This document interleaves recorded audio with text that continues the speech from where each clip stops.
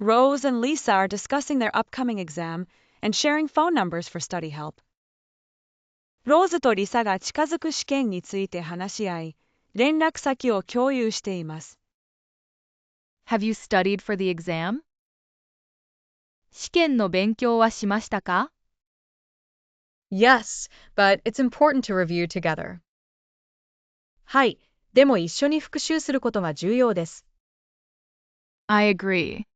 Can I call you later? 賛成です。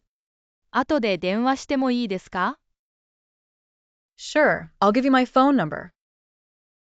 もちろんです。電話番号を教えますね。Great, just in case I need help. 助けが必要な時のために良いですね。It's 123-456-7890. Don't hesitate to call. 123-456-7890です。遠慮なく電話してください。Thanks, Lisa. Let's ace this exam. ありがとう、リサ。この試験で高得点を取りましょう。